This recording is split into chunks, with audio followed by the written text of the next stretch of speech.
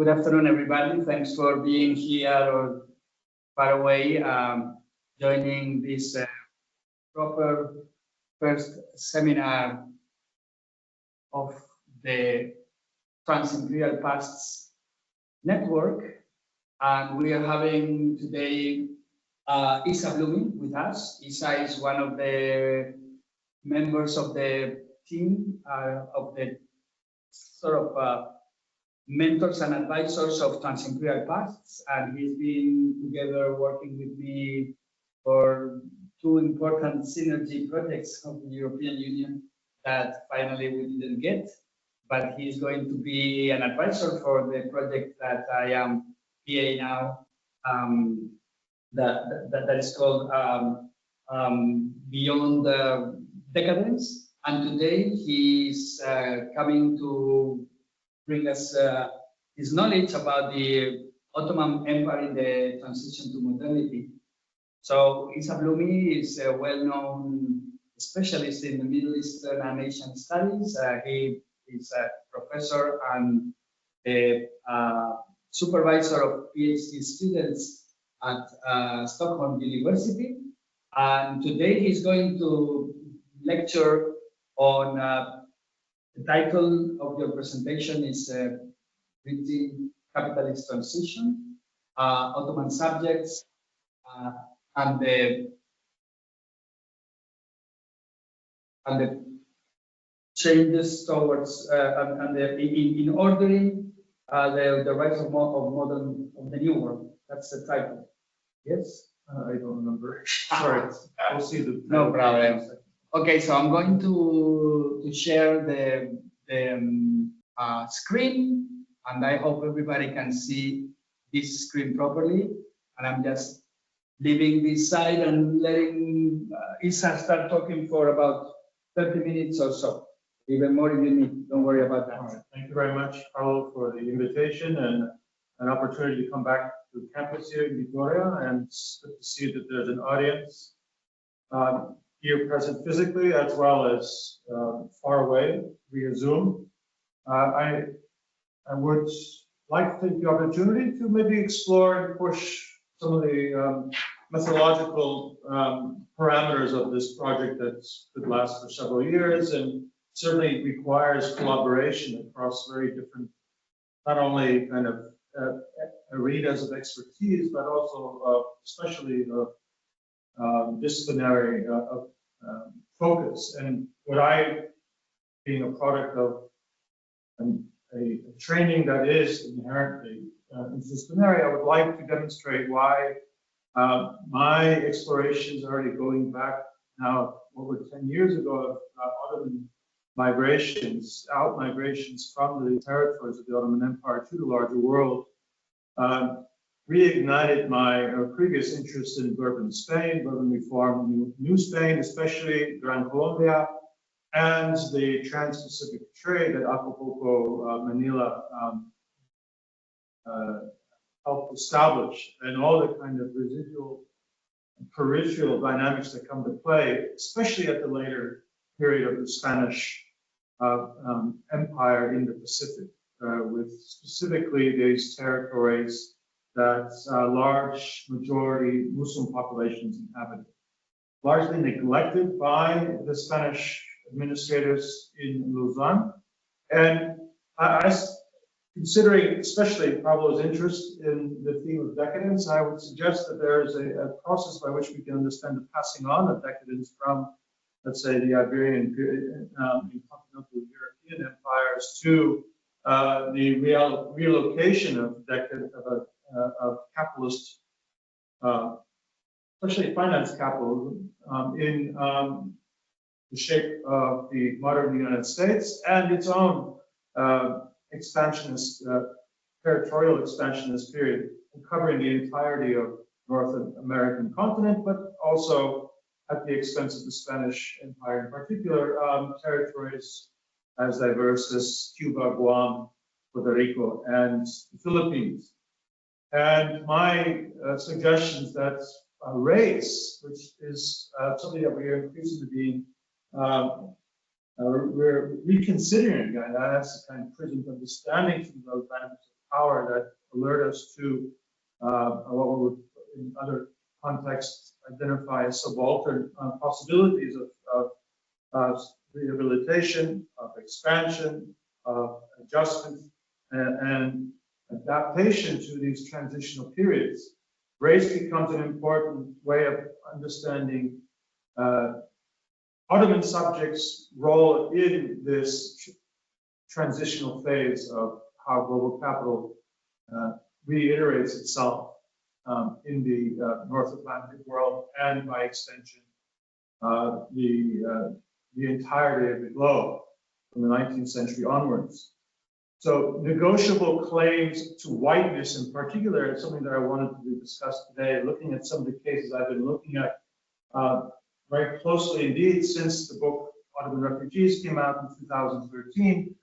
And like Italians in Brazil, Palestinians in Chile or Argentina, and even Catholic Filipinos who ended up becoming key auxiliaries to the subjugation of Muslims in Mindanao and Sulu in the late 19th and early 20th centuries, I found interesting cases of Syrian Christians playing an important role as economic beneficiaries in a colonial economy that increasingly demanded the enforcement of something we would call white power as the way to consolidate and more or less incorporate human resources necessary for this process.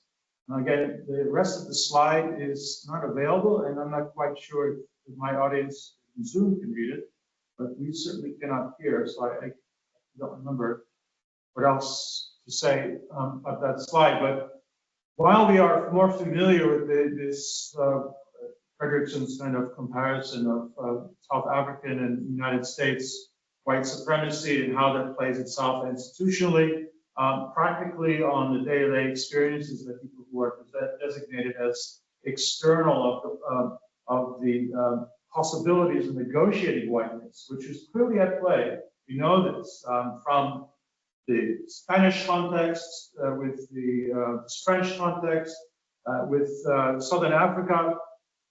And as I will suggest here, many Ottoman subjects are also going to be finding themselves straddling the terrain of whiteness and the power that necessarily comes with it. And it helps us challenge some of the neat ontologies that emerge when we study these ghettos and parallel systems as mutually exclusive from each other. So the dynamic of economic migrants who find themselves jettisoned from their homelands in the Ottoman territory is largely based on the back of readjustment in the Ottoman Empire's economic relationship with the immediate regions in the Mediterranean world, in the Indian Ocean world, but also globally as they became institutionalized. The institutionalization of their debt and the repayment of their debt and the defaulting of their debt by the middle of the 1870s transforms the relations that Ottoman subjects would have in the larger world economy. Many hundreds of thousands ending up resettling in corners of the world that are sometimes surprising, including what we call today Southern Philippines, Mindanao, Sulu Sultanate, and Borneo. And as this map suggests, and perhaps we know better, large settlements in the Americas. What I want to do today is the New World in some ways provides an interesting point of secondary migration for many from the Ottoman Empire, who were initially across the Atlantic and become the principal agents of colonial settlement or settlement colonialism in many parts of Latin America and North America. Both in northeast urban areas, but also in these vast territories that need settlers to make these economically viable enterprises, whether it be mining towns or the expansion of rail networks. And Ottoman subjects proved to be often missed out in these discussions about the process of colonization of these vast territories that, of course, require violence to undermine and dispossess indigenous peoples of their virtually natural resources. So the attempts to seek economic salvation and/or political reorientations alert us in interesting ways if we look at cases of Ottoman clusters of Ottoman resettlement, both in the Americas and then moving beyond the Americas and following the trajectory of the United States as it becomes a transcontinental enterprise in its own right, with the Spanish-American War availing that possibility. But we know already the United States, already since the beginning of the 19th century and just the beginning of independence, are actively engaging in commercial realm, accessing the larger Islamic world, often through partnerships established with the within the Ottoman context. So by the 1880s, we see the massive migrations of especially peoples from the Levant and the Balkans, of Ottoman territories to Sao Paulo state, into Argentina. These are stories that are often and well told by those who are studying these specific cases. Some of the more forgotten examples of large numbers of the specificity of this Ottoman complex of migration often gets lost out. They get kind of hold in this exclusive dynamic of El Turco kind of discourse, both within these preceding societies and in subsequent historiography. But there are some interesting examples where, for instance, Albanian Ottomans who settle in Argentina and Uruguay and southern Brazil start to animate for collective position, much like the Druze of Rio State and Argentina, lobbying for representation from the Ottoman Sultanate in their search for political agency, for protection from exploitation, and more importantly, an emphasis in recognizing the vulnerability of their homelands. But at times when the homelands themselves become subject of settlement colonialism or annexation of newly created post-Ottoman states, in the case of Syria, French and British occupation regimes, then you also start to see these diasporas themselves reanimate themselves and become actors that often require renegotiating their racial status in these host societies. Some of them retool themselves and secure the resources necessary for them to return back to the homelands to become major proponents of adaptive politics, with sometimes heavy emphasis of the racial discourses that they bring back from the Americas. So the case of, for instance, Atun Saada, who would become an important advocate for Pan-Arabist and response to the Mandate era regimes established by the French and the British. And Zionism alerts us to the longue durée, if you will, of this process of that I start and will stick to an Ottoman periodization, if you will, prior to World War I. But I just want to alert us that this story that we're talking about with Pablo in this project actually has a longer life, both that precedes the dynamics that I'm looking at today, but also that follows significantly multiple decades after the collapse of the Habsburg, of the Tsarist Russia, the Ottoman Empire, and maybe even some of the Iberian, if you look at and think about the Iberian context in the second half of the 20th century. So we have race that plays itself out in the Americas. It really is a determining factor to what capacities individual men have to become colonialists, to spirit themselves out of this context of exploitation as cheap labor, to becoming landowners, to becoming citizens. Many Ottoman subjects that we're beginning to appreciate more and more do have that interesting range of possibilities to position themselves and often are able to confuse the sometimes sharply delineated space between what constitutes white and non-white. And at the legal level, at the social economic levels that we see in North America. Often with the inevitable interactions between other elements of the North American story who have far less capability of maneuvering in this highly racialized context, what a former student of mine, Jafar Alu, has been able to create a kind of tool set to understand and appreciate migratory dynamics in post-World War II Europe vis-a-vis the required kind of zone of resettlement of large Europeans in the Middle East, is that one could mobilize their racial capital to find a niche within an otherwise exclusionary, racialized space exclusive to whites and whiteness. And so we'll see in the case of the individuals that I'll be covering today that the dislocations that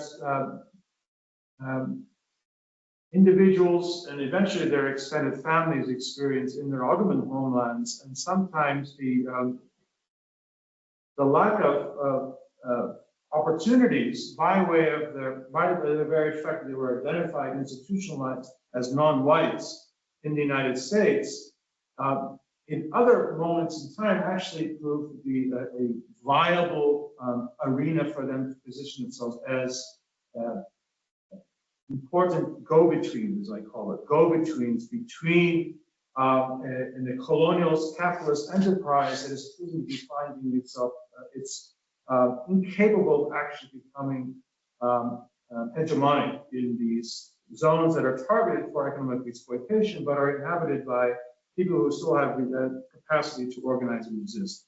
And the cases that I'm looking at specifically is in these Muslim sultanates or emirates in this, what today is the southern Philippines. And so what we find is that one member of this extended family from the Beirut area of Lebanon, who happened to find an opportunity in these new Protestant training colleges that were established in the late Ottoman Empire. In his case, the Presbyterian school would eventually become the American University of Beirut, offers local Ottoman Christians in particular the opportunity to nuance and position themselves in the framework of a sectarianism the Americans are actively investing in recruiting intermediaries for their expansionist project in Ottoman territories. But sometimes those beneficiaries of this patronage, including this man named Najib Salibi, who is trained as a doctor at what becomes known as the American University of Beirut, converts to Protestantism, makes the necessary kind of interactive adjustments that allows him to become a star student in that context, and receives a scholarship to go and get further medical training with the idea that he's going to go back and become the primary missionary, representative missionary of this group in the United States. Finds himself with an opportunity to actually stay in the United States, but not because of his non-whiteness, cannot practice what he was trained to do, which is to serve as a doctor.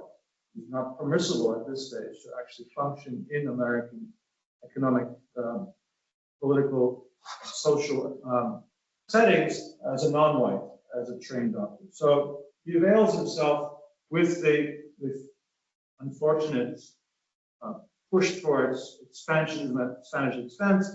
The Spanish-American War avails him an opportunity to volunteer in the U.S. Army, an army that is facing manpower issues, especially at certain skill levels, and he has this kind of skills to become a volunteer nurse for the U.S. military and learn the skills to become a medical practitioner in tropical diseases and tropical related issues. that gives him this skill set to actually then market himself for further advancement in a career as a volunteer in the U.S. Army, but again, recognized in the context of the United States as someone who cannot still secure a real role as a doctor because of his lack of whiteness. And this is going to be an ongoing problem in the United States for Syrians in particular, especially Christian Syrians, who will still be identified with the Ottoman Empire, and they will have to fight in courts to get this recognition of being white. So while Salih is waiting this out, is not a guarantee that this is going to happen. He has to continue on and availing himself in this arena where empire is requiring new kinds of skills of certain kinds of people who are otherwise not yet available, or who are going to adapt skills that were used in the context of the conquest of the American Indians, but in the Philippines proves to be a little bit more complicated by factors that I want to bring up here. So migrants to the Philippines from the Ottoman Empire by way of settling first in the United States, joining the U.S. military, because that's really the only avenue that they can see themselves moving out of this highly exploited dynamic living in cities, or in the case of Salih, well-educated, but somewhat, and a Protestant, but still cannot practice medicine because he's not white. So he's going to, he strategized there's a career opportunity through empire and imperialism and colonialism. And he is going to find actually that opportunity in the context of very contested project of subduing the Muslim populated areas of southern Turkey. And over the course of this experience, of this evolution of a man, an individual who finds there are all kinds of limitations for his being not white, he will find the opportunity to avail himself, nevertheless, as an intermediary, a liminal. He's going to straddle the boundaries between what is white and what is not. And he's going to do that by way of what he can offer the American imperial enterprise. He's going to market himself as having the kind of skills that are actually not available to subdue resistance to American imperialism. By way of highlighting that, in fact, ironically, he's an Arab. He has certain skill sets that is not available to the Americans who had successfully, very violently oppressed indigenous peoples of the Americas, in tandem with those who were able to learn anthropologically as advocates of using ethnography as a tool, as an apparatus of knowledge about indigenous peoples to navigate and sometimes even avoid the violence that is very costly for this project of settlement. In the case of this arena in the South China Sea, what is even more interesting and exciting in regards to the project that Pablo is beginning at Victoria is that the multiplicity of empires that are actually covered in this project are actually represented in these contested zones.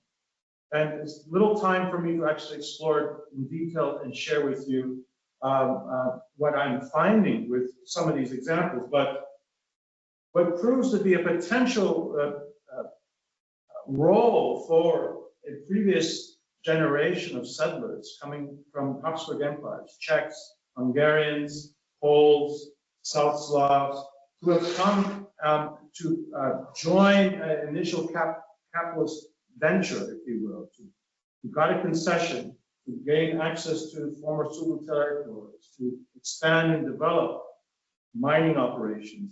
These operations, however, of course, need settlers. These men were availing themselves as the kind of go-betweens for the Americans who are entering into this arena.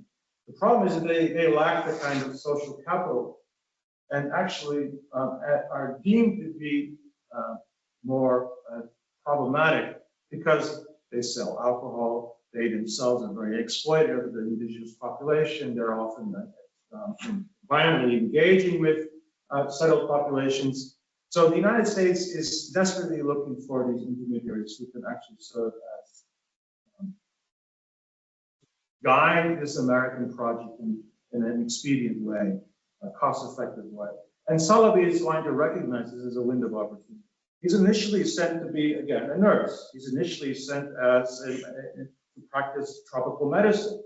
But he immediately is going to position himself as somebody alerting himself and identifying a potential partner in the administration of this contested zone and saying that I can offer the kind of colonial knowledge that you clearly are seeking in order to mediate the potentially very violent enterprise of integrating this part of the South China Seas into the larger American project of the Philippines. And so he's going to, over time, I phrase it in other publications and presentations as he's this quintessential bullshitter of these intermediaries who are going to provide often false, if not even entirely doctored knowledge about the indigenous people who are need somehow coaxing and or knowledge about them to help more effectively subordinate them. And we find, if we follow his trajectory as someone who finally gets recruited to work in tandem with an anthropologist who's now also appointed administrator by the United States government to deal with these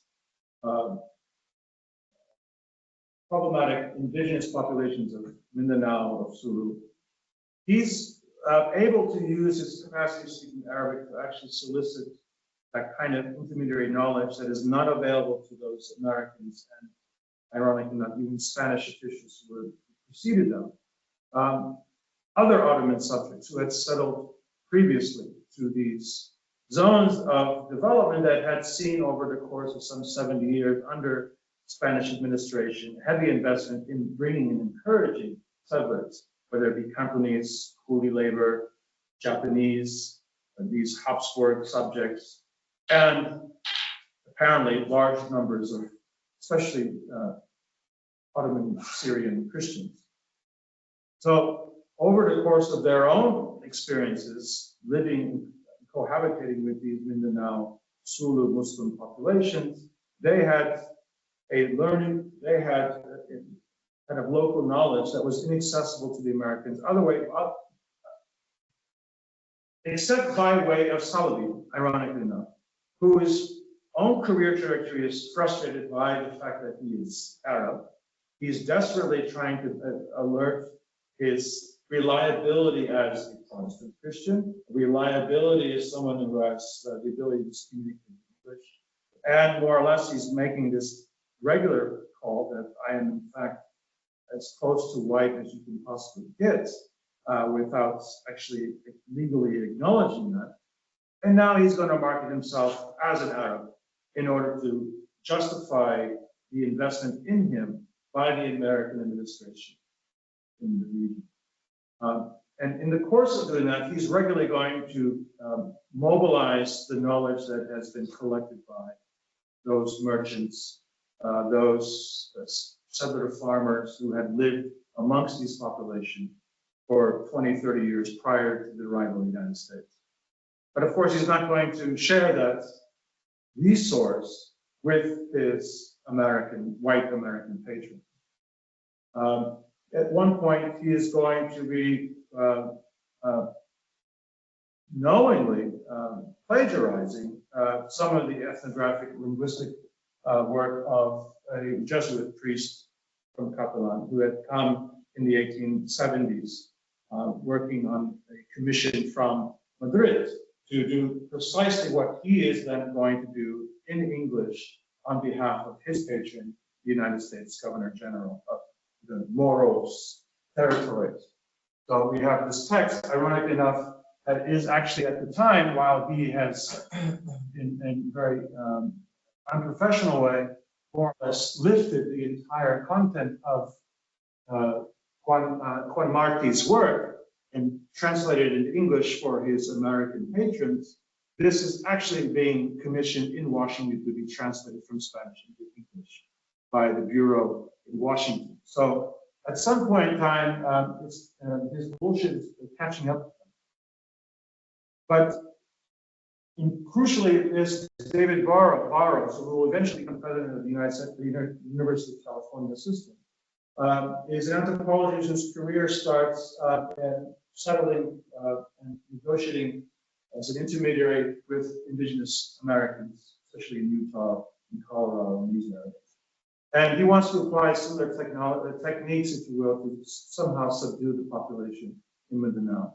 And he realizes that he will need the skill set of someone like Saladin, because he's able to market the importance of having that kind of local knowledge, because the alternative is violence. We're going to subdue these people as we subdued the people of North America. So there's a tension within a number of institutions inside the United States government about how to deal with resistance.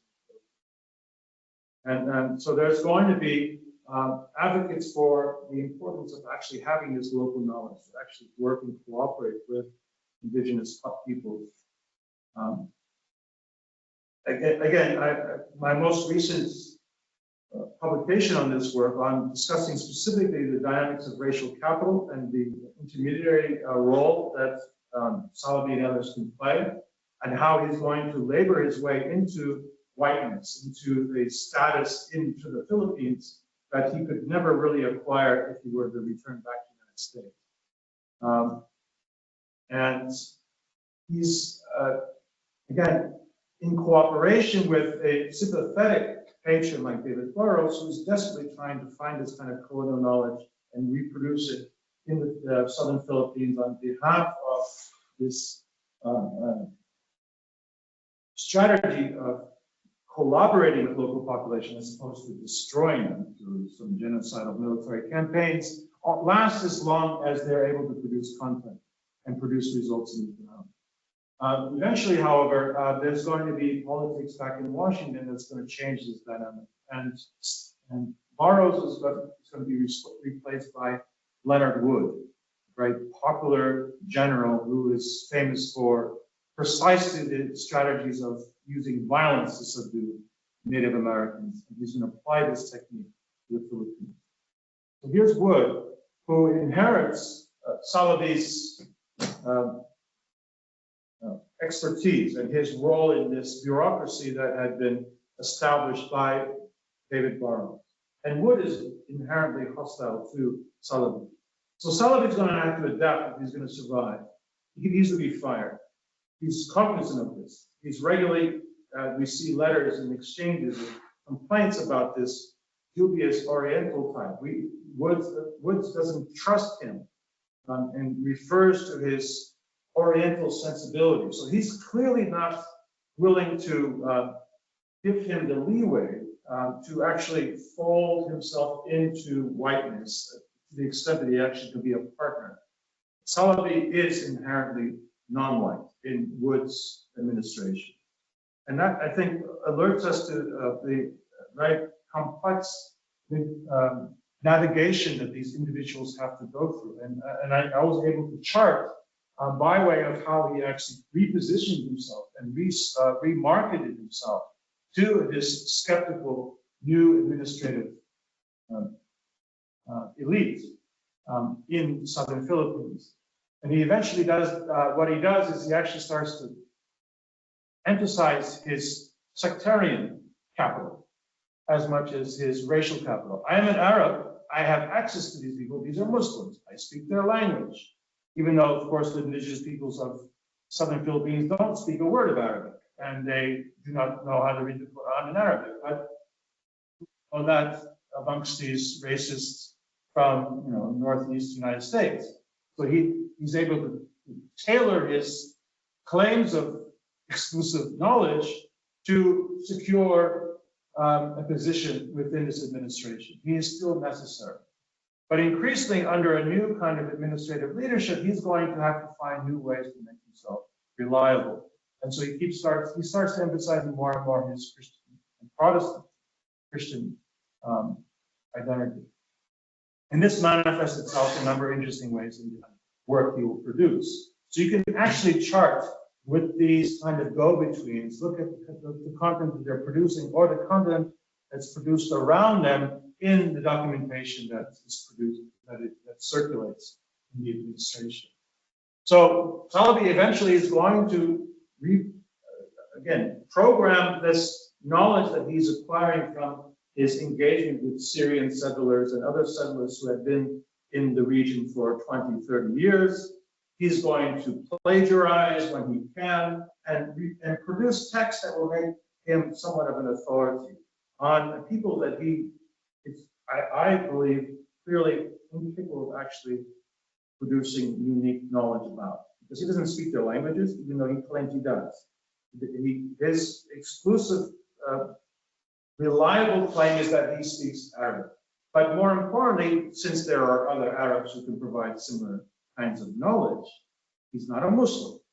So he's reliable because these Muslims are speaking, and are notorious for encouraging indigenous Muslims of revolting against the presence of these Americans. So he's providing himself and his sectarian capital as much as he's desperately trying to tap in and borrow his racial capital, whiteness. So he's becoming increasingly white in the context of the desperation of his patron, or not. Unfortunately, his role as this intermediary does not restrain the violent tendencies of Wood, who pursues more and more military solutions to what were otherwise considered to be political problems. And we had these horrible massacres of 1906 that lead to even crisis for the administration. And indeed, pressure from Washington. This Wood has to go. This is not going to be over the long term, not going to be viable for us to pursue it this way. And so a new opportunity arises for Salabi with the arrival of a man named John Finley, who is very much advocating the same policies of his predecessor, David Barrow. Knowledge about indigenous peoples, a little bit more sympathetic and an appreciation that this is an Islamic civilization. They're a little bit more, let's say, advanced than the savage Malay, Mongol types that we are used to dealing with. This is a different, and we can rehabilitate a relationship that is cooperative as opposed to. And that this provides an opportunity for, again, Salabi to position himself. I can be that intermediary and bring that level of white civilization, a white man's burden that is echoing throughout the discourse around the Philippines in general, and especially regarding these Muslim populations in the South, as once again another opportunity for Salabi to rhetorically position himself as an intermediary between exclusive whiteness and this blurred space between being white and irredeemably not white. And there's an interesting role that this Finley plays is he actually starts to advocate for alternatives to Salabi, because Salabi himself will position himself as an economic partner with some of the established settler class, if you will, who are up in Manila. He's going to be an intermediary at the economic exploitation of these lands that he was once expected to provide ethnographic knowledge about. So it's a graduation of his own role in the colonial enterprise that will probably account for why he eventually becomes culturally, socially white in a American Philippines context. Something most likely that he would be find very hard to do to produce if you were ever to go back to the United States. Finley, on the other hand, is going to start advocating we actually need to be more and more invested in finding intermediaries. And he goes to the Ottoman Empire. He literally travels in 1930 and consults with the sultans, people to find a Sheikh al-Islam, a religious leader who could provide an intermediary between an established Ottoman civilization and these borderline savages who are nevertheless impossible to subordinate militarily. So Finley, interesting enough, and this is something that's relatively new, you'll find finding that they actually was seconded, and very specifically pale, blue-eyed, blonde-haired Palestinian scholar who comes from good bloodline of Nazareth. And you can imagine the way this is going to be pitched. This is Jesus. He looks like Jesus. They start to fawn on this guy when he does a tour. They first circulate him to Washington, and they circulate him to other parts of Pacific world. He eventually makes it his way to Mindanao. But throughout the literature, the documentation about this seconded Muslim leader intended by the American Ottoman collaboration in 1913, 1914, to help subdue and help convince this Muslim indigenous population to embrace the Americans, embrace the capitalist enterprise that is coming with the Americans and their investors. That they're emphasizing this whiteness, this potential whiteness. He's a Muslim. He's like, we can't completely embrace him, but the Presbyterian Christians who are given the mandate to actually bring civilization through their churches, through their hospitals, one where they will actually partner with Salabi, who is now moved out of the army, moved out entirely out of the American government. He's going into private business. He's going to be an intermediary in providing investors an opportunity to gain access to and secure plantations in Mindanao as that American project transforms itself. And in the meantime, you have Finley cultivating still, and probably out of necessity, that it's only possible that I can bring and recruit a Muslim to help work with us from the Ottoman Empire if he has these qualifications. His qualifications, skin tone, blue eyes, he's from Palestine, and again, as in the newspapers they were writing about, he could be very much Jesus' cousin, distant cousin of Jesus. Meantime, Salabi makes a lot of money. He starts to enter into certain circuits of colonial economic exploitation of a plantation regime that is now introduced in Mindanao, with large numbers of settlers, especially Catholic Filipinos. So there's going to be now a new kind of sectarianism introduced by this American project.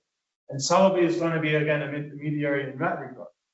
But crucial for him, he's become established enough that he's identified as the perfect byproduct of Protestant education in the Middle East. He's become a doctor. He's become a reliable asset for American imperialism. He is helping carry the white man's burden in these otherwise unappreciated corners of the world, and he's making money for a lot of us. He's going to be put on boards throughout the territories, and at some point he rises so much within this circle of Presbyterian Christians that he actually starts able to marry a poor white woman from Texas, who's a nurse. She has no opportunities in Texas. She goes off and serves his empire in the Philippines. And she is finding her, of course, that she's going to be rising up in scale. She's going to become quite wealthy because her husband is legally still not white. I think that's going to change in 1915, but still not white. But nevertheless, in the Philippines, he's perfectly acceptable. He's doing all the right things. He's crossed off all the proper boxes, and eventually, again, his potential whiteness will be something that's perfectly acceptable for a poor white woman to embrace. And indeed, Salabi will be a patron of his extended family. He's going to start bringing brothers, siblings, who are actually going to marry the sisters of this woman that he married. So it's kind of like a big, kind of interesting, tells us a lot about the limitations that some of these very successful, accomplished men have still in this context. But they were going to be able to buy their way into positions of authority. They're going to be able, because they have the skills, because they're still so importance to this enterprise that is still potentially very precarious in the Philippines. One person I'm following, I'm very, very interested in, is Gorab. He's the one who actually goes into partnership with Najib Salabi to managing their hemp farms and Aqaba farms, very important for rope in those days. And they made a lot of money for their investors who are based in the Philippines, in Manila. And eventually Morag became an expert in the agricultural space. He would become a bureaucrat within the Bureau of Agriculture. And you can find him writing scholarly papers throughout the 1920s. He's really the go-to guy for tropical management of tropical assets. And other brothers are also able to secure. And ironic enough, in the case of Amin, the younger brother, he's actually going to be able to practice as a doctor. But nevertheless, he comes and settles in the Philippines as well, because this is an opportunity for the extended family to really secure a place as those go-betweens that extends beyond being a go-between on the racial realm, but also on an economic flavor. Now, I wanted to give a couple opportunities to just demonstrate the scope and range that my research is taking me along these themes.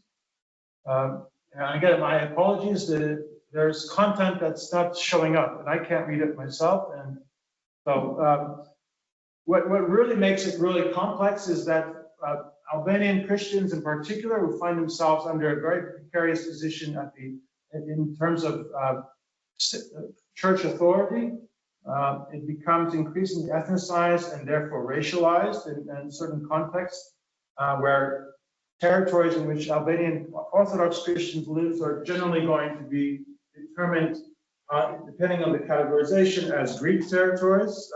That makes it increasingly crucial for Albanian Christians to differentiate themselves from others. In the meantime, when some of them, like this man Fanuli, who eventually becomes the first archbishop of the Autocephalous Albanian Church, he is going to find institutionalized barriers to realizing the ability to create a community around Ottoman Albanian Christians in the New World by, ironically enough, Syrian Christian, who is profoundly loyal to the patriarch in Istanbul, in Constantinople. So there's a very interesting moment where we can see the exchange of Ottoman subjects, Ottoman Christians, Ottoman Eastern Christians, in American cities, and you can start to find the lines that actually start to get blurred about to what extent are they associates and to what extent they become rivals. And the conditions that allows us to study the conditions in which they're living, and then how they actually got there. So the story of these Syrian Eastern Christians who are already established themselves in Lowell, Massachusetts, Connecticut, and upstate New York, and who have support of the official Orthodox Christian institutions in Istanbul or Constantinople, are regularly pursuing the kind of, as I'll show with one slide, actually racialization of an intersectarian conflict that plays itself out in the Balkans in very nasty ways, between the Greek nation state, the potential Albanian nation state, Yugoslavia, etc., Bulgaria. And while the Syrian Arab leadership of the church in northeastern United States proves to be completely incapable of accommodating the demands for even basic services for Albanians, including the performance of rituals in regards to the burial of individuals who will not be recognized because they are practicing their faith and translating liturgy into Albanian. Albanian could be something.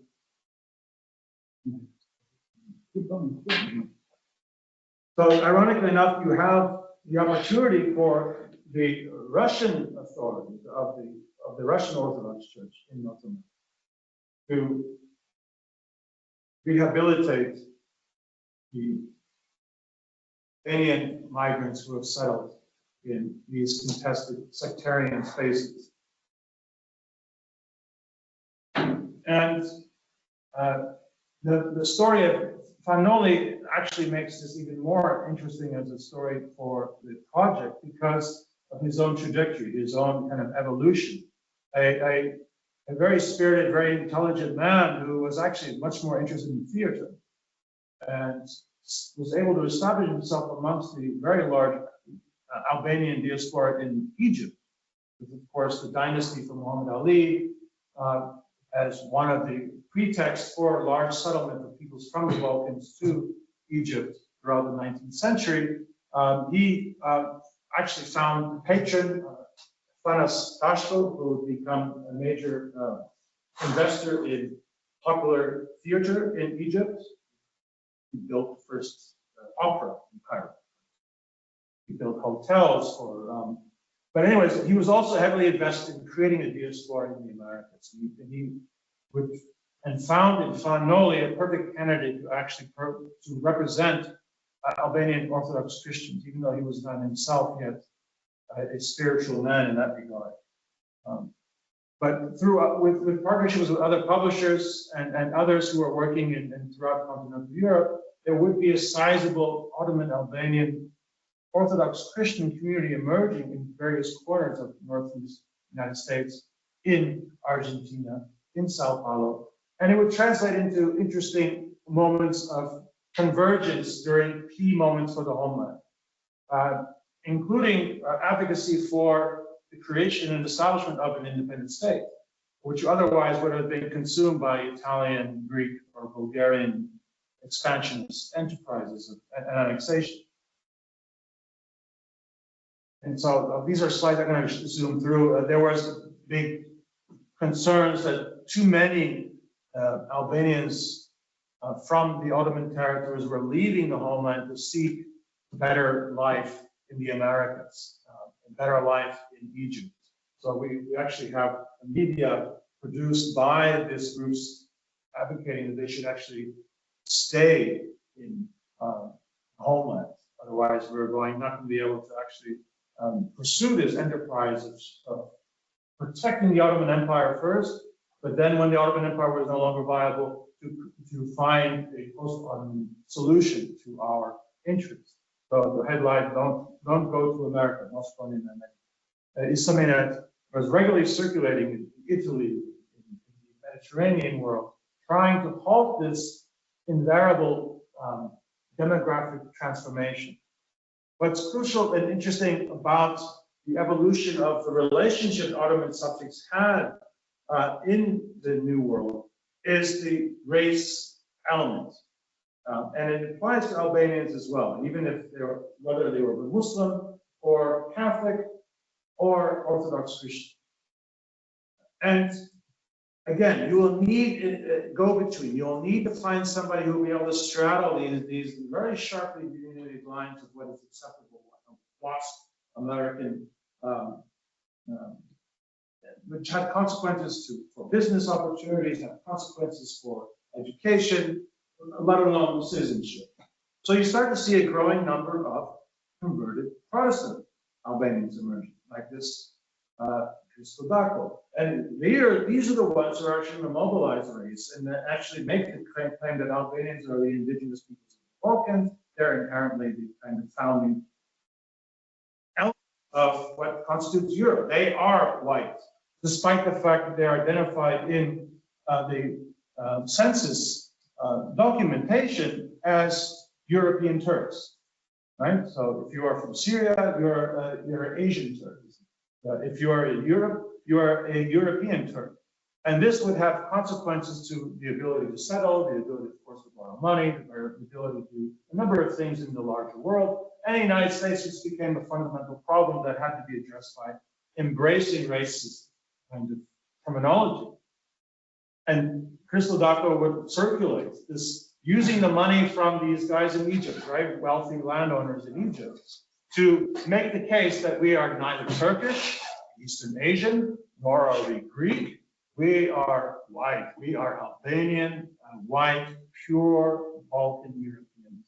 And by way of the fact that we've become embraced the evangelical message, where we are the primary agents on behalf of this very activist Christian fundamentalism that is emerging even amongst powerful American industrialists. We know that Henry Ford, we know that Rockefeller, and this man, this very interesting man, Charles Crane, also an evangelical Christian, who was actively finding and patronizing in the Ottoman context individuals who can pursue and become the kind of intermediaries, the go-between, and who will be able to then define themselves on racial lines far closer to being white than being Asiatic, Mongoloid, or whatever. And so Charles Crane, who's notorious perhaps for his being part of the King Crane Commission that advocated that the Americans should need to embrace a Palestinian right of self-determination in face of the British use of Zionist settlement in the 1920s. He had a similar role to play in pursuing and pressuring Woodrow Wilson's administration. He funded Woodrow Wilson's presidential campaign to seek out a solution that Albanians was able to secure only in this period of World War I and post-World War I period where the Balkans was in the throes of war, depopulation campaigns, population exchanges advocated by the Lausanne Treaty. And so we have now American evangelical Christian industrialists who are also vested in patronizing Ottoman subjects and seeing their transition into post-Ottoman eras that I find in interesting ways communicates a lot to this project. Now, I have a couple of interesting revelations, if you will, in recent research that I've done regarding Muslim Albanians, who themselves are very proactive, but they take a very different track than their Albanian Christian ones. And that probably suggests a lot about the limitations of where they could actually navigate themselves as white, as reliable, let's say, settlers. They face the constant problem of having to organize in self-isolated groups. They were considered outliers. They were considered, of course, and therefore vulnerable to persecution, especially in the 1920s and 1930s. A lot of people who were not considered white enough were not given citizenship. A lot of them lost their properties, lost their citizenship in this persecutory period of the 1920s and 30s in the United States. These communities, however, seem to be quite resilient. And how they did it, I don't have much time to highlight here, but one, they became entrepreneurs. One, of course, two, they became self-organized. But they also made very, very conscious efforts to outreach, to actually communicate to the larger American population. And that could also be an interesting way for us moving forward, looking at some of these aspects through this prism of race, of whiteness, sectarianism, in all these empires that we're looking at. Because you can find, again, especially in the Habsburg context, similar kinds of dynamics, but small pockets of peoples of problematic heritage. This figure, who was the Imam of Waterbury, Mehmet Olsun, is quite interesting because he's both an advocate and an organizer of the community in World War I. He joins the U.S. military.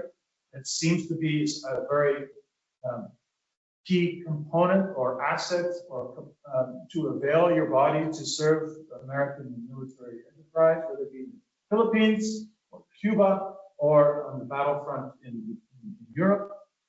And he's eventually going to also start a business distributing milk in Connecticut.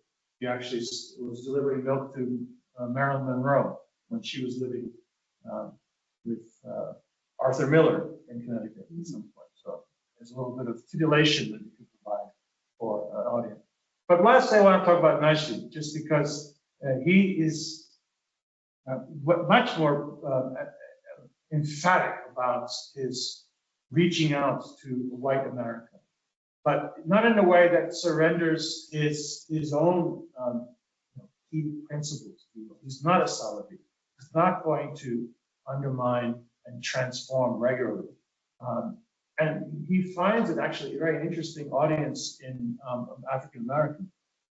And he is, we know from the FBI files about him and these advocates of, Muslim African American in the 40s and 50s, that they are in communication. And he lives since 1960. It's just the beginning of a larger story that it has a life well beyond the empires that we're covering, but I think still alerts us a lot to how we can pursue this post-decadence process in which capitalism, race, and the plethora of people who are involved in this process, who are often overshadowed by the superstructure of what we're looking at, and the themes that we're approaching it, can actually give greater density and depth to what's happening, just by looking at their cases and starting from them and looking beyond. Because Salafi in particular is a whole litany of interesting people around in Mindanao, in Sulu, in Borneo, who alert us a lot to what's going on in the South China Sea, involving all the empires that are in your case, the cases that are in your sphere of interest. And obviously with the Americas, if we include that, and there is indeed plenty of evidence that multiple continents are involved in this process from the 19th and early 20th century.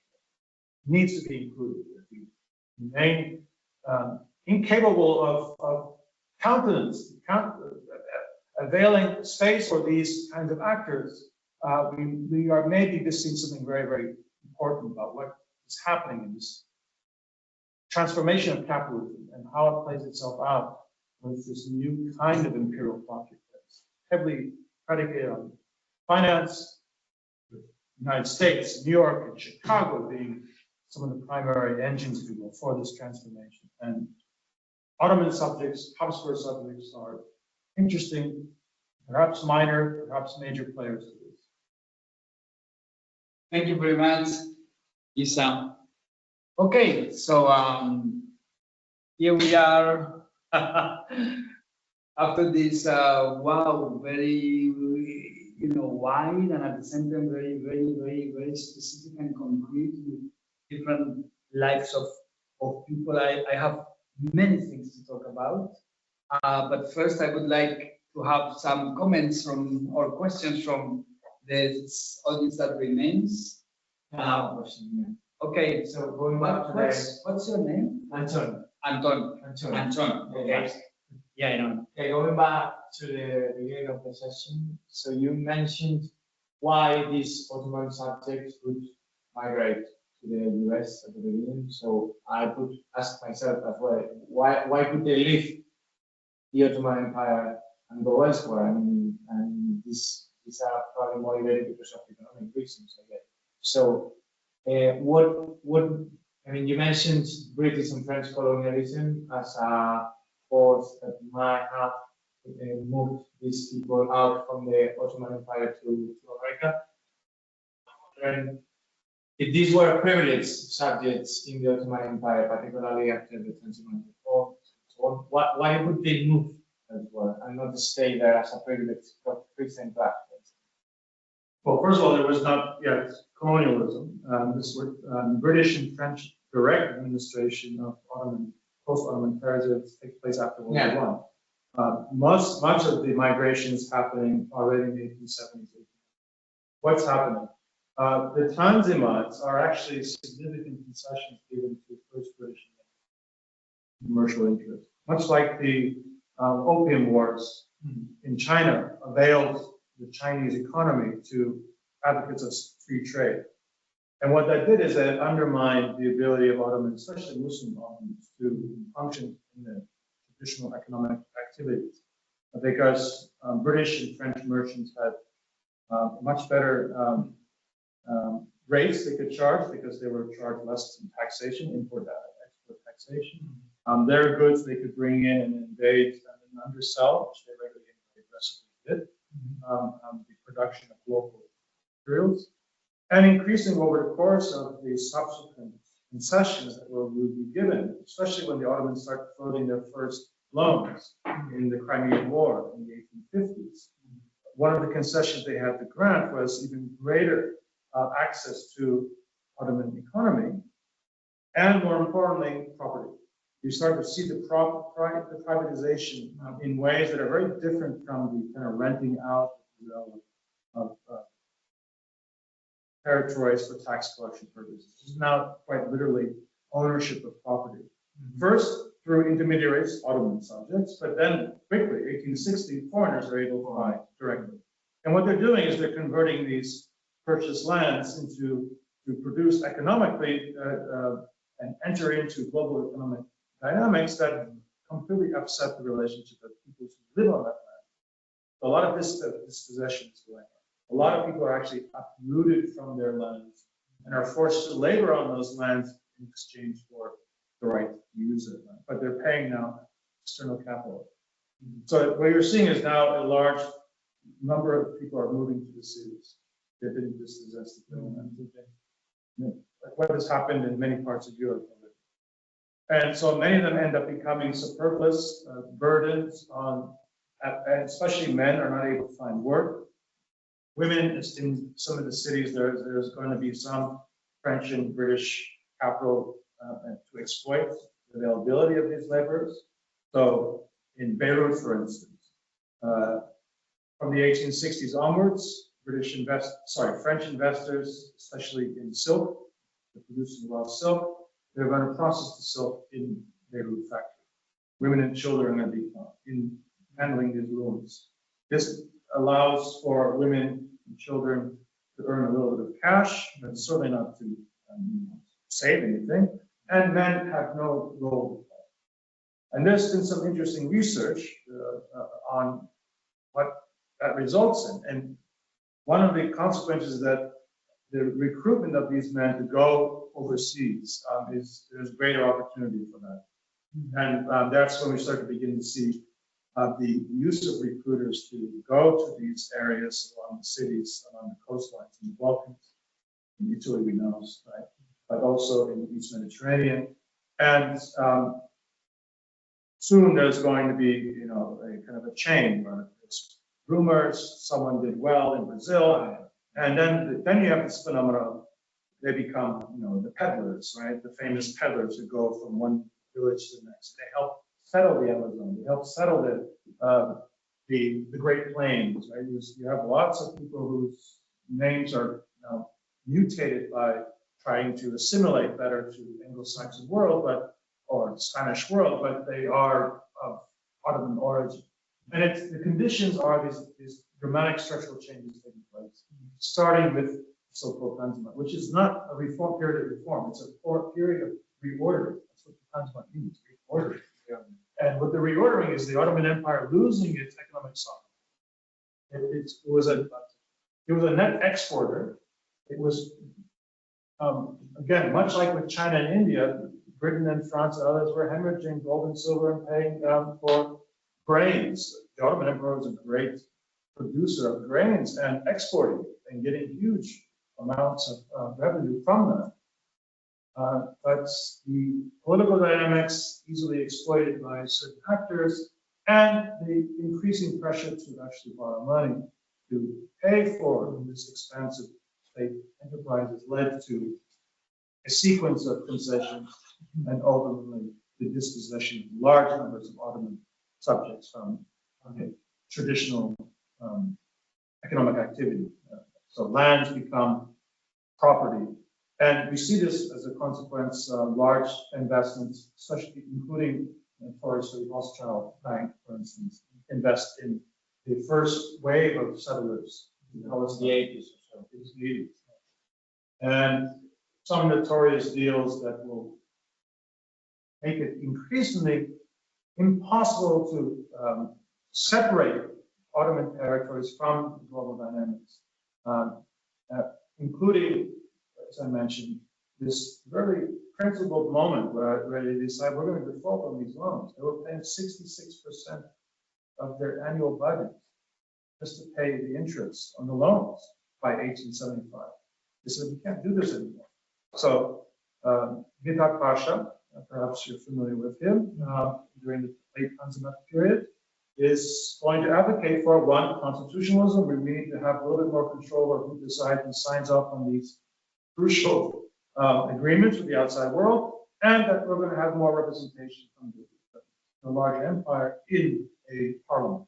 So there was that moment until 1876 when Russian Ottoman War, separatist movements started popping up, money and guns are now suddenly available for Greece and Serbia, the Romanians and others to buy for independence. There's a lot of support coming from the media in the West for such movements. And that's because the Ottomans defaulted on their loan. I'm arguing. And we see that once Abdulhamid II is crowned Sultan, he's surrounded by advisors, and he immediately reverses that very principled position. We are not going to be sucked into this regime. He starts to repay the loans, he negotiates with the bond markets. It's a process similarly happening in Tunisia, similarly happening in Egypt, exactly at the same time. And all three examples of lose their sovereignty. So that means large number of people end up. You join me perhaps afterwards a couple of references regarding this process of dispossession. First chapter of the Ottoman Refugees book was laid out. Okay, maybe one more question from the audience. I don't know if we lost everyone except Carl. Yeah. I don't know if how you want to make any question before I.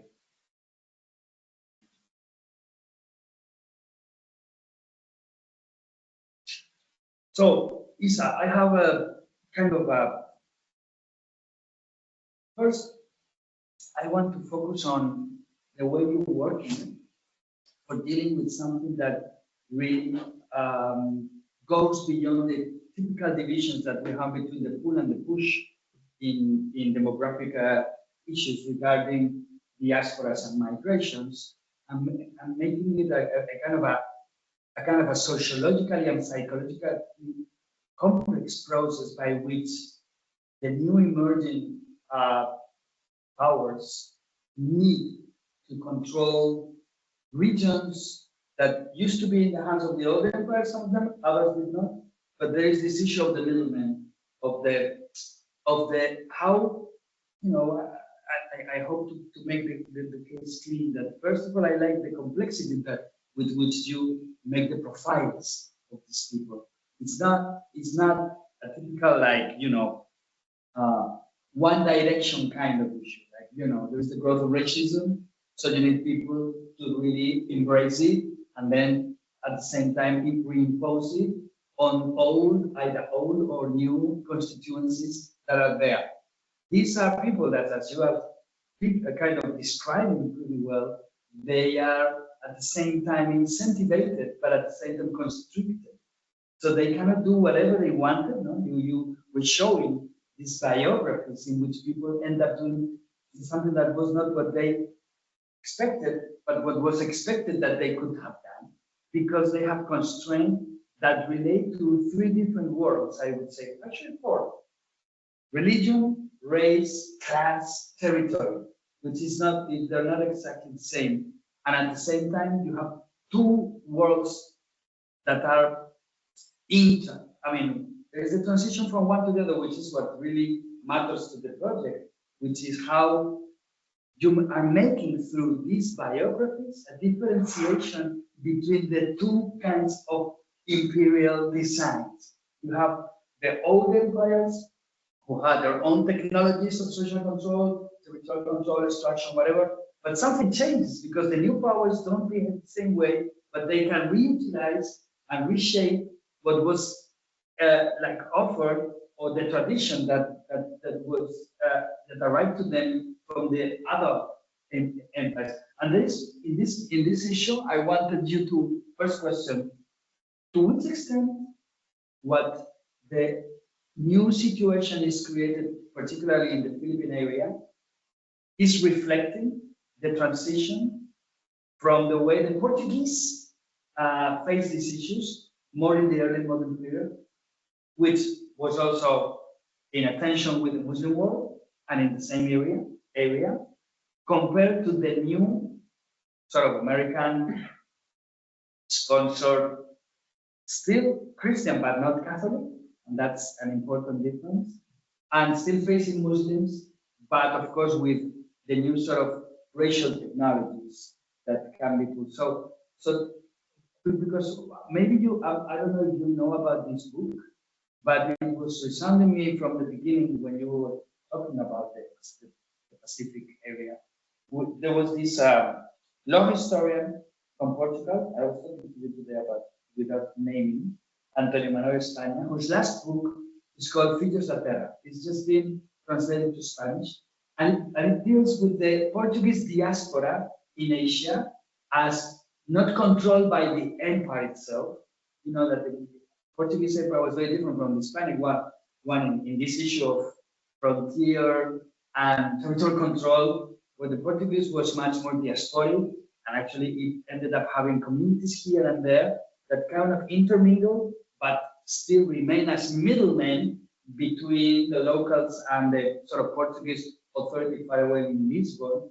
So there's something of a big change, and at the same time some continuities between what the Portuguese seem to have, I mean, as far as Filhos da Terra tells, that have been doing in the 18th century, I mean, and even before, and this change in 19th century, new control of those same regions by this new power that it actually uses, and this is of course the main difference. It's not using the Portuguese tradition at all, but actually in what yours, actually with your point, that they are actually kind of importing sort of colonial subjects from another old empire in decline, which is the Ottoman in this case. I don't know how you.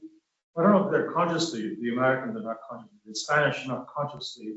I mean, Spanish need bodies on the ground. They're facing, they don't have the capacity to actually rule the Sulu Islands, and the Borneo is contested already. I think the whole international,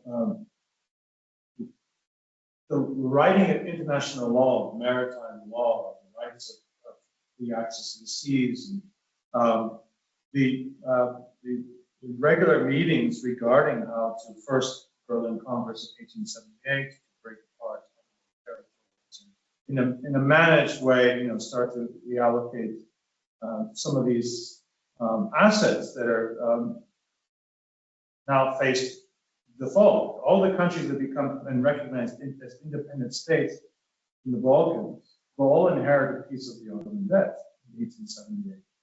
Which I think there's a dynamic we often ignore, is the enormous power that comes from those who provide the financing.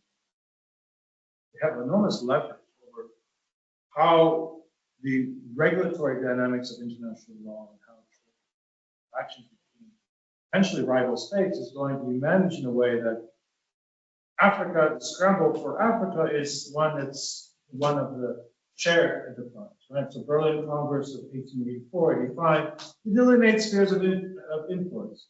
There, literally 4 Europeans have been able to gain access to much of the continent, and they're already delineating the whole continent amongst themselves. And that will inform then the nature of the colonial enterprise that follows, right? And I think 1885, Madrid signs an agreement that they no longer may have territorial claims on Borneo. The Madrid Protocol. And that's informed as much by their limitations of what they can actually do in the South China Sea, the recognition of that. It also then avails for, okay, now we've come to an agreement, which is signed on a piece of paper, now we can actually collaborate and work together. We can share some of the spoils of what happens next. Unfortunately for Spain and those who are going to capitalize on that, they didn't have much time to develop that economic reconfiguration of their claims to the southern. It was very loosely administered. until very late in the Spanish period there. And so what we start to see is germinating a new kind of indigenous capacities demanding to be recognized as sovereigns. In some cases, especially with the British, they're very eager to sign mutually beneficial agreements with Muslim politics, as they did in the Gulf, as they did in Southern Arabia, as they did for a time in West Africa. They're doing the same in South China Sea, the Malay Peninsula, all these emirates, right? The same applies with the Dutch, back and forth, whether we continue a campaign of military conquest, or let's work together and let's cohabitate in economic space where you don't have the manpower otherwise. And I think that's something that is being balanced with the Americans, because they do have, in some way, you have a lot of African Americans ending up in the Philippines, sending them as settlers, just like they were sending them to Liberia for a while. They're going to resolve their racial problems of the United States by sending as many, and Booker T. Washington and others are actually advocating for this, right? You need to separate ourselves. Give us some land in South Carolina or Mississippi, and you can go and continue with your Ohio stuff and all that adventures. Or let us colonize on behalf of civilization. We are more civilized than the savages of West Africa. Let's go and work together. And they became powerful oligarchs of African heritage who, working with American capital, settled West Africa, parts of West Africa. And I think that's, there's something crucial to understand and appreciate in this new dynamic, that the way finance and money is now available is becoming much through bond markets, through equity markets. Just I think the way that North America is slowly but surely being integrated into the global economy is informing how we are going to have to renegotiate the entirety of this enterprise. And of course, with the republics that emerge in the Americas, right? These are all inherently transforming the relationship they have with the metropolitan Europe, and therefore they themselves become predatorial, expansionist enterprises of wealthy, powerful people in Argentina, expanding to Patagonia, wiping out indigenous peoples in the Amazon, or et cetera, et cetera. And the very fact that in places like Chile, or in Brazil, or in Colombia, you have like these right? These Ottomans who come and establish themselves and become oligarchs at some point. They become, even though they don't have patrons from they find an opportunity there to use violence sometimes. Sometimes they're able to collaborate. They have institutions like the church that sometimes back them up, but they're able to become big landowners, and they do the heavy lifting of conquering, which was once perhaps a different kind of enterprise, depending on what we're talking about. But this is now very much an individual process that is encompassed legally in the confines of what will be U.S. territory, right? You operate within the confines of the legal restraints of American law. But if you're white and you're conquering non-white peoples, you have carte blanche. You get the spoils. And this is covered very well, I think, with what happens to indigenous peoples across America. The whole struggles over oil and gold, the gold rush of California. This all transforms the dynamic. And who pays for all those people to go and look for California? It's funded by lenders, right? In Hong Kong or in Napoli, who avail and make indentured servants for 10, 15 years. They have these labor contracts, and then they can settle in West Virginia, in Utah. So, but let me go back again to this issue that, you have this context in which one kind of empire is being superseded by other ones. And we don't understand the complexity that involves whenever there are places, there are locations, there are regions in which they are interacting and one is sort of superseding the other one. And the kind of reflection that your paper and your presentations has made me, which this is really, for me, it's really wild because I have to rethink a lot of things. And I think you're bringing the kind of epistemological issues that we need. One, it looks like confession is becoming fluid and race is becoming stable in a much technological way than before. So you had the old empires in which there was racism and there was confessional, standards, very strong ones. Now it looks like in this period and in those regions, the way the new empires are entering the places where the old were, or not necessarily, but the patterns are changing. The new ones come with a much more developed racial theory and technology related to civilization, whereas the religion issue becomes so clearly more fluid as to the extent that people can convert much more easily, looks like, under conditions than it used to be before. Maybe not so clear. I'm not sure about that. I wouldn't push it comparing to the past. But what really you're showing is that these people really can think of, okay, I'm an Orthodox, but I can become Protestant, not if needed, but if the situation goes with it, which is something that makes for the case. And at the same time, the racial issue is the limit, and it's becoming the more strong issue at stake that you cannot overcome racial so easily. Maybe you can make it. Yes, Salami did. That's true. And those who became Protestants were then patronized by powerful people of capital who then they were able to do. They had far more abilities to change dynamics that suited their own temporary interests that will have to adapt to the contingencies. Sure. My point, I'm not trying to make the point, but to focus on the relevance of watching race as racism as an ideology on the rise, and because of that, racism as becoming more defined than before, and implemented, and confession becoming more open, at the least more complex maybe.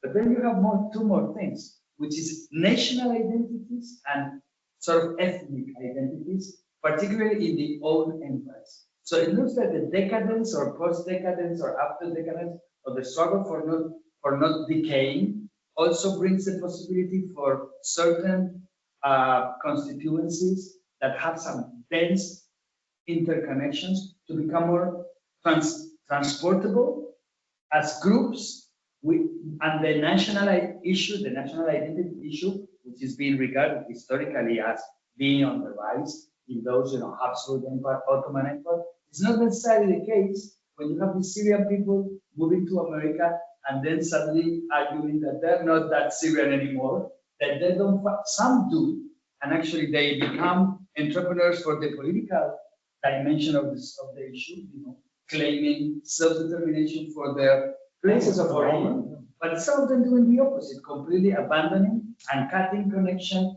with the traditional American. We're completely Argentinian, which means, the issue that for me is more epistemological here is that ethnical identities from these old empires become more autonomous from the territorial stronghold or origin they used to have, at the same time that national identities are also on the rise as part of the decline of these imperial powers, which makes for the possibility of these particularly unique but very representative biographies of people that look like individuals that have become entrepreneurs of the new collectivity and the community. They go somewhere else, they bring people, and suddenly there is a new community started somewhere else in a different place and connected to the new imperial issue. So you have ethnicity, race, which I distinguish in this case, confession, territory, nationality, has been in a flux, and you can distinguish depending on the place you're looking at. I will go to that later in a third moment. Now I will leave it. But then, if we have to include two more variables, I think they are in your presentation.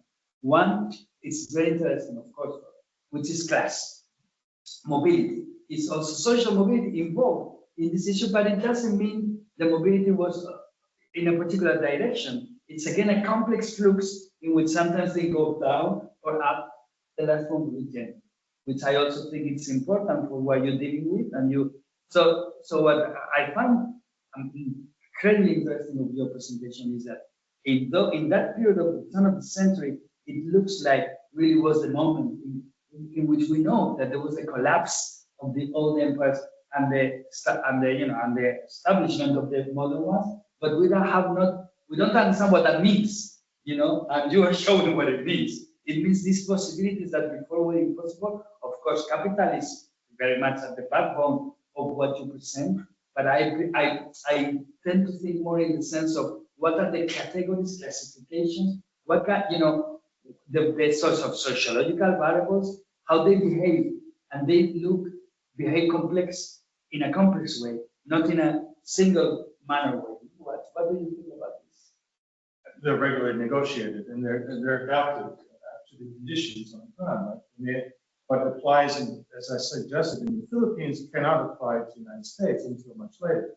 And Sullivan is going to have to find a way to navigate the kind of structures of racism and structures of injustice that comes with why are the Americans there? And the advocates for violently dispossessing the peoples of their natural resources and their homes, and others say, let's become partners in here. Let's learn a little bit more about them. Let's accommodate their sensibilities. They're Muslims, so it's a great civilization. You have to acknowledge that. But that's also kind of creating a generic category which doesn't in any way reflect the dynamics of these Muslim experiences, which are very distant from events that shapes the lives of those who come and settle in those areas, right? You have an Afghan who gets educated in Istanbul and Cairo, and then he goes and becomes a religious leader for sultans and their kind of larger family, because they don't know that the right Islam, right? So they're going to be now actively participating in this narrowing definition and the elimination of this centuries of indigenous embrace of these Eastern Mediterranean faiths, but in their own terms.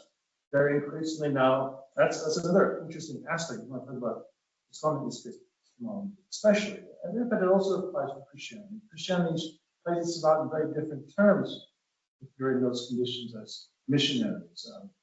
For those Jesuits who are trying to convert savages, right? That was what they did. The Presbyterian church was doing the same thing. The biggest violence in the Philippines started when they were targeting both the Catholic, but especially the animist populations in all those islands to the north. Let's sign a treaty with the Ottomans, with the Zulus, with the Muslims. We can sign treaties with them. They know how to write. They have a tradition of treaties. They go back 1,500 years. You can go to, and a lot of these guys, they tour the Dutch and British colonies of Europe, of Muslim politics, to learn how they're dealing with their Muslim subjects, because this is something new for the United States. And that opens windows of opportunity to reshape what constitutes being Muslim, what constitutes being white, marginal and centered. And that's why I find so interesting within 10 years, it's going back and forth. It's all predicated on the relationship that these small new elements that come in that could reflect politics way back in Washington, D.C., which have nothing to do with the realities on the ground, and vice versa. This horrible violence in 1906 echoes all the way to critique of this whole system that goes on. So what the hell are we doing over there? There's a whole in the American historiography, it's a big tension. Are we an empire, or are we bringing civilization? Are we to just replicate what was the old decadent empires that we escaped from, or are we doing the same thing? Are we going to repeat what we just went through with the native peoples of America, which was for many people a horrible experience? So this is an opportunity to bring in all kinds of different historiographies and into conversation. this project can again really start to shape the contours of Yeah, American this history, is what American my summary of your Southeast Asia. presentation. It's light in what we have kind of darkness. We assume we know, but this is a black box in the end. We know that okay, things change from this to that. You know, Cuba was lost, the Americans took over, in Philippines as well. Yeah, but still saying nothing.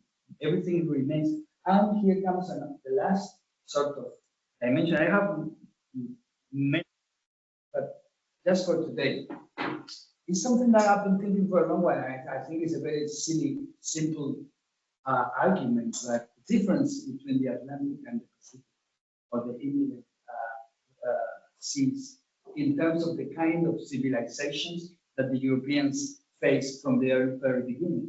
They're very different in many senses. So the Europeans have much more difficulties in controlling the areas of the Asian world because they are already having their own, political whatever they have, monarchies, sultanates, whatever. So we tend to think as Muslim, but we should add another variable there, which is self-coming power on their own compared to, for example, Latin America or America. Then later, when Spain loses the American colonies, there you have a space that is different to the one you showed, because it's not anymore under the direct control of any empire. But it's very indirect, the way the British and later the Americans can, sort of occupy the place of the Spanish Empire that used to be. And that creates the conditions for something that we lose from our vision, more like the way things are, these are nation states. So they have their autonomy. Now, your presentation is interesting because you're facing places and worlds in which there is not that, but actually there is basically the way the Europeans have been trying to enter, and now they're going to enter even more intensively than before, instead of less. So that because they have to civilize, not only Christianize as it was before. And that makes for a big difference. So basically, my point would be that you can have Hungarians, Czech, Albanese, as much as Arab, Palestinian people being transferred from one place to another. You don't have Latin Americans doing the same at that period of history. You don't have Colombian people being taken to somewhere else because they have at least independent nation states at the time, and they're not anymore under an empire that is in dissolution. Well, I don't know, but I wanted to listen to that about that. Because I mentioned this one leader of Pan-Arabists who came back from Brazil. That we know that with these Druze, there were cousins. One part of the clan was based in Rio de Janeiro, the other clan was in Buenos Aires. And up until World War I, they were advocating for strengthening the Ottoman Empire. Those Albanian elites in Egypt were promoting strengthening the Ottoman Empire. They saw that their homeland, the fate of their homeland was, up until the very end, was tied to survivability. Yeah, but they remain very connected to their origin. Yeah, but not in the American one. Not many. Now, I only know best of those who came from the Ottoman territories, Colombia and wherever else. But they would continuously go back home. Again, even in the Ottoman period and afterwards, look for wives. They would go and take some of their money and buy property that maybe had their grandparents. They're going to be actively involved in investing in new urban developments that are emerging, larger Syria, in Palestine, or in independent Republic of Turkey, because a lot of people lose their, especially Palestinians. The British have a very interesting tactic. They're born in the Ottoman Empire. Ottoman Empire equals Turkey. So Palestinian Arabs cannot go back to Palestine in the 1920s, 1930s. They're designated, and this is going to be something you can find in the League of Nations. The League of Nations helps streamline and institutionalize and legalize this possession. So many Palestinians from Latin America end up having to go through other means to actually gain access back to their ancestral homelands. Sometimes they even still have commercial links. So there's the ongoing commercial links. You have those who are now adapting to the fact that these are now undermanded. But my argument is that there is no to and fro kind of movements. It's There always is. not well. Okay, the comparison here would be, but it's not for today, with the Indianos in Spain, which is I think it's an interesting comparison for the kind of focus that you have. How, you know, families in Galicia and here in the north of Spain were sending parts of the family mostly to Argentina, Mexico, and then at the point returning without having made a strong connection locally, but and then bringing the investments back here, the profits, and just staying here. And this, I think, it relates to the fact that those places in America are already independent nation states, and Spain is not anymore an empire as the Habsburg or the Ottoman is still tries to be, because it's the same period, but I think it's a different kind of cliques what we're finding here. So, I'm just saying this for trying myself to find people to take a dialogue with you by focusing on the differences and analogies probably as well between for me the point would be the de-imperialization of South America already early in the 19th century.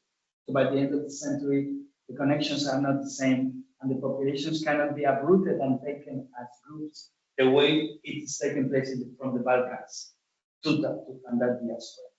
But these independent republics are actively encouraging settlers to come.